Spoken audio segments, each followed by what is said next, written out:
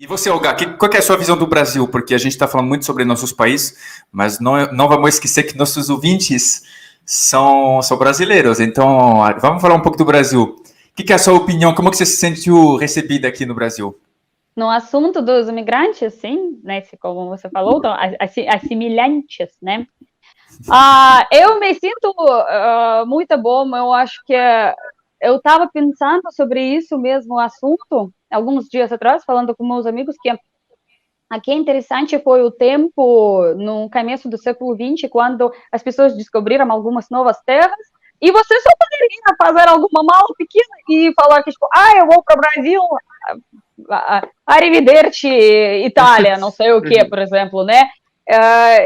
E nos nossos dias não acontece assim, você não pode só fazer alguma mala pequena, né, e decidir que eu vou para, não sei o que, Austrália. Naquele tempo foi tão diferente, você poderia escolher simplesmente sair, mudar, não simplesmente, claro, mas você sabe o que eu quero falar. E eu realizei, alguma coisa chegou na minha cabeça, que para mim o Brasil ainda fica aquele país que você vai receber você como brasileiro. Que não tem assunto alguns problemas no assunto da imigração, que não tem algum discurso grande que tipo, você precisa fazer não sei o que, estudar 3 línguas, pagar taxas, aprender como dançar capoeira, não sei o que, e só depois você pode entrar no nosso país. Não, no Brasil não tem nada assim como acontece com os países da União Europeia, por exemplo, né? Você precisa realmente... Mas é justamente por isso que isso que eu estava falando, na minha opinião, porque não é um problema, nunca chegou a ser um problema no Brasil. Isso. Por isso que não é um tema importante, as pessoas não ligam. Inclusive, todo mundo recebe bem também por isso. Eu sempre falo, eu acho que bom, primeiro o brasileiro, ele tem essa cultura de ser cordial, de ser simpático, e acho que faz parte da raiz mesmo do brasileiro. Mas além disso também, é mais fácil ser receptivo quando não tem muitos imigrantes do que quando tem 50 milhões, porque é exotismo para nós. Por isso que o brasileiro também é bem recebido na França, porque para nós é muito exótico. Não tem nenhum racismo contra brasileiros na França. O racismo ali é contra outros povos, infelizmente, mas são sempre quando tem uma população que já tem milhões, porque aí começa a gerar umas tensões. No Brasil não tem isso, então eu concordo contigo, Olga. Sim, isso é muito claro, pode ver no Brasil. Eu percebi, não sei, como eu sou da Rússia, né? Eu tenho vários amigos, porque minha primeira trabalho, preciso explicar, porque eu tô pequena especialista nesse assunto, porque minha primeira trabalho no Brasil foi como tradutora na empresa onde todas são formos gringos, porque a gente traduzia do inglês para a nossa língua nativa. E tinha várias pessoas, tipo 20 ou 30 pessoas no escritório da Rússia, da Ucrânia, da Turquia, da Índia, nossa, várias. E por isso eu tenho grande experiência para falar com as pessoas de qualquer país quase. Aqui no Brasil, eu estava trabalhando lá quase um ano e foi bem legal a experiência para ver diferentes opiniões, né, e diferentes experiências. E tudo sempre. Tipo, eu me sinto como no tempos passados, quando você poderia ser mais livre, né? Escolher sua nova casa, por exemplo, né? Se você quer ficar no Brasil.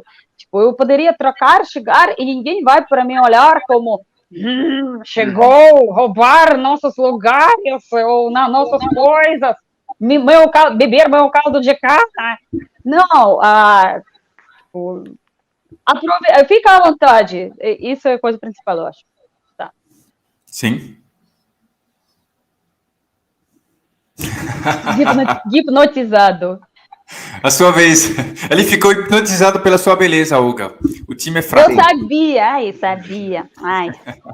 Não, eu tava pensando que nos Estados Unidos realmente é um das, igual a França, a imigração é um dos, tipo, assuntos principais, né? Pessoas sempre estão falando, mas realmente a gente tem um grande número de pessoas querendo imigrar, então tem que ter um processo, um sistema, tipo, para receber essa galera. Eu acho que as pessoas às vezes falam, não, todo mundo pode ir, mas o demanda é tão grande que vai causar muitos problemas. Então, acho que pessoas, eles usam esse assunto para meio ser populista contra imigrante, às vezes a favor de imigrante, mas muitas vezes eles não têm uma visão, tipo, realista nem pragmática sobre a imigração, que é um assunto importante.